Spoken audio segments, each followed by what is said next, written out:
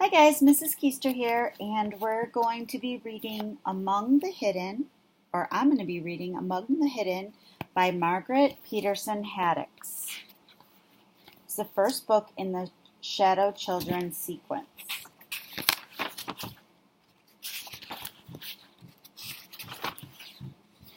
He saw the first tree shudder and fall far off in the distance.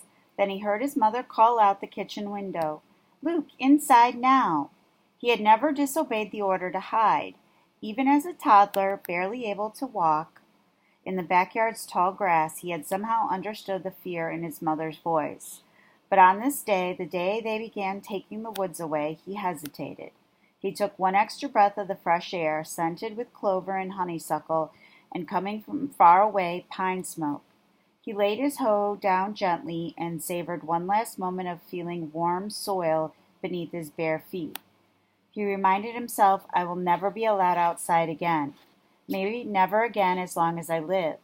He turned and walked into the house as silently as a shadow. Why, he asked at the supper table that night. It wasn't a common question in the Gardner house. There were plenty of hows. How much rain the backfield get?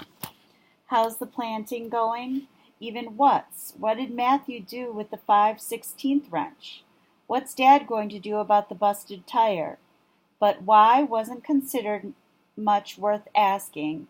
Luke asked again, "Why'd you have to sell the woods?"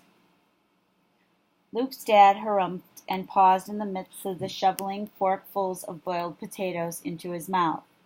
"Told you before, we didn't have a choice. Government wanted it. You can't tell the government no." Mother came over and gave Luke's shoulder a reassuring squeeze before turning back to the stove. They had defied the government once with Luke. That had taken all the defiance they had in them, maybe more. "We wouldn't have sold the woods if we hadn't had to," she said, ladling out the thick tomatoey soup. "The government didn't ask us if we wanted to sell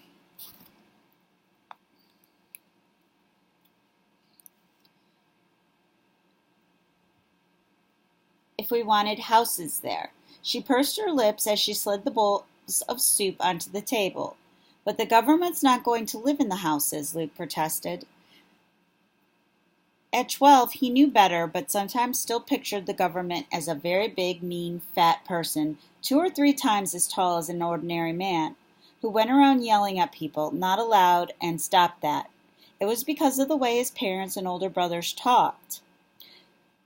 "Governments won't let us plant corn there again. Government's keeping the prices down.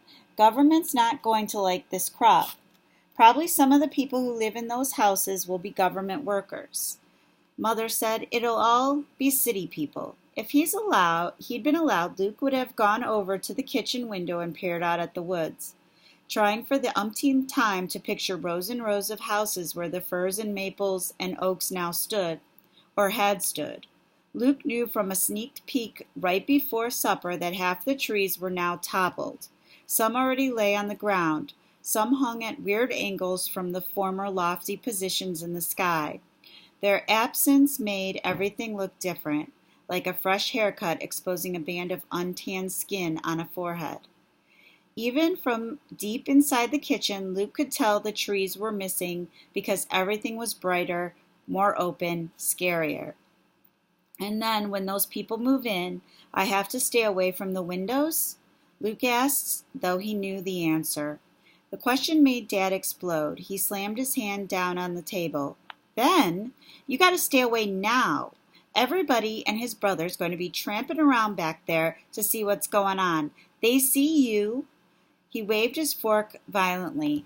Luke wasn't sure what the gesture meant, but he knew it wasn't good. No one ever told him exactly what would happen if anyone saw him. Death? Death was what happened to the runt pigs who got stepped on by their stronger brothers and sisters. Death was a fly that stopped buzzing when the swatter hit it. He had a hard time thinking about himself in connection with the smashed fly or the dead pig, gone stiff in the sun. He made his stomach feel funny, even trying. "I don't think it's fair we've got to do Luke's chores now," Luke's other brother, Mark, grumbled. "Can't he go outside some, maybe at night?" Luke waited hopefully for an answer, but Dad just said no without looking up. It's not fair, Mark said again. Mark was the second son, the lucky second, Luke thought when he was feeling sorry for himself. Mark was 2 years older than Luke and barely a year younger than Matthew, the oldest. Matthew and Mark were easily recognizable as brothers with their dark hair and chiseled faces. Luke was fairer, small-boned, soft-looking. He often wondered if he'd ever look tougher, like them. Somehow he didn't think so. Luke, don't do nothing nohow, Matthew jeered. We won't miss his work at all. It's not my fault, Luke protested. I'd help more if Mother laid her hands on his shoulders. Hush, all of you, she said. Luke will do what he can. He always has. The sound of tires on their gravel driveway came through the open window. Now who? Dad started. Luke knew the rest of the sentence. Who could that be? Why were they bothering him now? His first chance all day to sit down. It was a question Luke always heard at the end from the other side of the door.